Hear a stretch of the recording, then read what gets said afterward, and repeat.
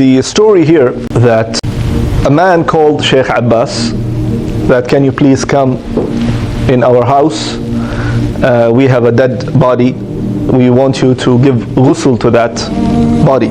So the Sheikh says, no problem, okay. So Sheikh went all the way to the place, and Sheikh is saying that once I reached, it was not a house, it was not a villa, it was a castle, a big, castle.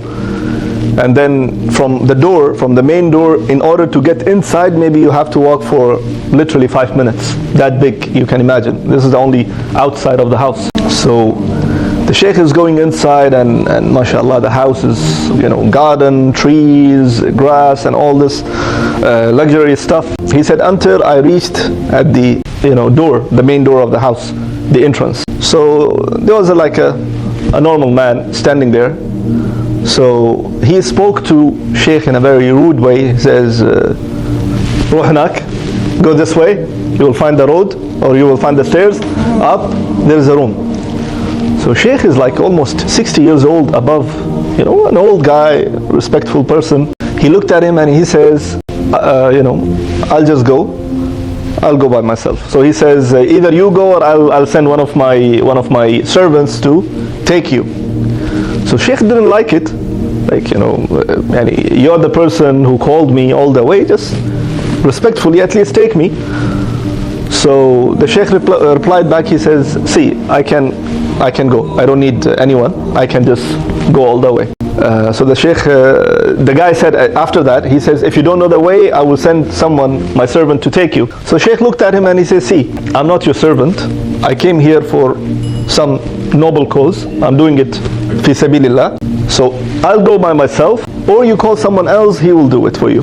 So the man says, okay, fine, go. And the man saying, the house, the castle inside, it's so big and it's so clean that you can see your face from the tiles on the floor. That clean and that big the house is. Anyways, he went all the way to the upstairs and he went inside the bedroom. Literally, Sheikh saying the bedroom was like 8 by 8, a big bedroom, and there are 2 or 3 servants there and no one else. And he went all the way to see the body. Now once he saw the body was covered. He removed the face to see the cover, and he saw literally that ants literally coming out from his nose, from his ears, and stuck to his face and his neck. The more he is removing that thing, the cover, he can see the body is filled with small ants. The red ants, the small one that bites. So the Sheikh was completely shocked that he's looking down, nothing clean, everything is clean, nothing. From where this ants coming? And literally some of the ants moving, going inside the ear, going inside the nose, coming out from the other nose. So he said, I put it back now. How can I manage this situation? So he said, I called another Sheikh. And he said, Sheikh, I have a XYZ condition, XYZ problem, that the ant is coming from the body, so what should I do? So other Sheikh, the one he called to ask his advice and ask his fatwa, the other Sheikh says, yeah, Sheikh Abbas, if you ask me about, how to give ghusl on a certain way, I can tell you. If you want to ask me how to give ghusl to a dead body who's completely, burnt out, I can tell you. If you ask me about fiqh, ghusl means the fiqh of giving bath to the dead body who's into pieces, I can still tell you. But now the condition you are telling me, it's not even mentioned in the book of fiqh. So I cannot do tasarruf. You take the lead, I cannot do anything. You just do. I cannot advise you anything, what you can do. So again, the Sheikh is asking the servants, who's here among the kids, among the boys? No one. Okay, what about the one who just met me downstairs? Baba mu mawjood. Our sponsor or the person is not available. So he's alone with the servants. So he said at the end, what I thought, I went inside the room, there's a bathroom. I went inside the bathroom. I saw the tub. And this is, he's saying, I'm just getting these thoughts from Allah Almighty. I don't know what to do. So I went to the tub. I closed the sink, and I opened the water, the tap, until it fills up. And then I went back to the body. I asked the servants to carry the body with me, and we went inside that tub, and I put inside his nose and inside the ear cotton, and we dipped the whole body inside the tub. So the ants start floating on the water. So this is what he did. He start again putting it up, putting it down on the water. The floating ants, he is removing it, and then he is wiping the body and everything until all the ants that goes away. But he is astonished, and he is surprised that where these ants coming from. The house is so clean, the house is marble, that all the marble and tiles, that there is no way that there is a hole and the ants are coming from. Anyways, long story. He took it out from the tub. He went back. He put it on the bed again, and he started wrapping the body with the kafan, and then putting the usual thing, sidr and atar and fragrance and all these things on the body, and wrapped him up. And then he finished his work. He went down. And while he was going, he saw one guy just, walking, one of the sons. So he went and he says, I finished the ghusl of your father, and is there anything else you want me to do? So disrespectfully, this person, this son, he says, you can see that room? This is the room of the drivers. You can go there and eat with them. So subhanAllah, again the Shaykh what is this what this ta'amul, what is this mu'amala, what is this way of dealing with people? No, jazakallah khair, no thank you, nothing. And he says, yeah, there is a room, there are all the drivers, you go and eat with them. So he looked at him and he says, I'm not looking for the food, and I'm not looking for the thing, any money from you. All I need is ajr from Allah Almighty, reward from Allah Almighty. So just leave me alone. And the Shaykh left. So and then Shaykh went all the way and stood at the road, because the one who brought the Shaykh, he was one of the drivers, and the Shaykh now doesn't want any help from this person. So who came? A grandson of the dead person. The son was disrespectful. So the son of the son, the grandson, was about young, 18 years old. When he saw the Shaykh standing on the road, he went all the way to him and start dealing with him in a nicely. He says, sorry, we have this situation, that situation, so don't mind. I'll bring my car and I'll drop you. He says, Shaykh, no, I don't want. He says, no, I will bring my car. Anyways, he got his car. Come, Shaykh, sit inside. So normally, the Shaykh's habit, when he sees these things, either it's something good or something bad, he normally asks the person, what this person used to do, so he will know. So he started asking now the grandson. He said, now listen, my son, the one I gave ghusl to, who's he? So he said, he is my grandfather. He says, now, do you know what I saw? He says, yes, we all know. We all know that, there's ant coming from his body, coming from his nose, coming from his ears, coming from, his body and biting the entire body, and we didn't know what to do. And that's why we're not even willing to come and stand next to him. So the Shaykh says, La hawla wa quwwata illa billah. And then, may I know what your, grandfather used to do? So the son is driving, and he kept quiet for some time, and he says, Shaykh, my grandfather used to literally beat his mother, literally, without any respecting any family member. He used to literally beat, slap, kick his own mother. Subhanallah, can you imagine? And the Shaykh is listening to that, and he is in shock. How come a person, a living human being on this earth can do that?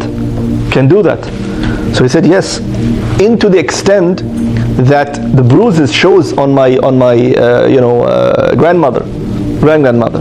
The bruises shows on her face, on her eyes, on her hands. And then my father, who's talking now? The grandson.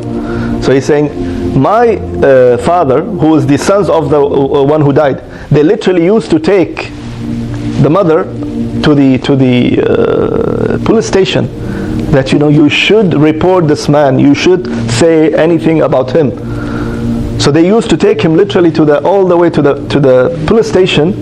And when the muhaqqiq, when the inspector comes and asks, Hajjia, what happened to you? She says, no, I fell down.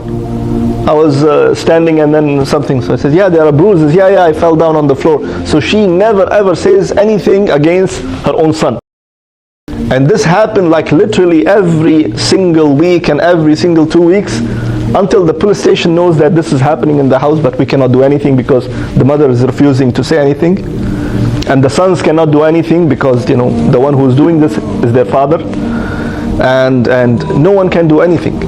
So subhanallah, the ending of this person was that even when he died, neither the other son, the third son, the grandson able to help this man, neither standing next to his qabr or next to his body. Moreover, that Allah subhanahu wa ta'ala punished him in this dunya by making the ants, and Allahu A'lam where this ants came from the body itself, from somewhere else, and went inside all the body and biting him. And the Prophet sallallahu alayhi wa sallam said in a hadith, كسر عظام الميت, the meaning of the hadith, that you break, or breaking the bone of a dead body as you broke his bone if he is alive. Which means, the pain that he will go through, the dead body, is exactly the same pain that he will go through if he was alive. So imagine now the ants going inside the nose and coming from the other nose, or going from the ear and coming out of the ear, and biting all the neck and all the face and all the body from head to toe. What he is going through. Yes, the only reason that a live person can scream, can shout, can show his pain, and this dead body cannot say anything, but the pain is the same for both. So this was the uquba, and according to the ulama, the ittifaq of all the ulama, that the consequences of the parents, whatever you do to your parents in this dunya, you will see it before the akhirah. So if you was good to your parent, and if you are doing good to your parent, you will see the consequence, or you will see the result of it in this dunya.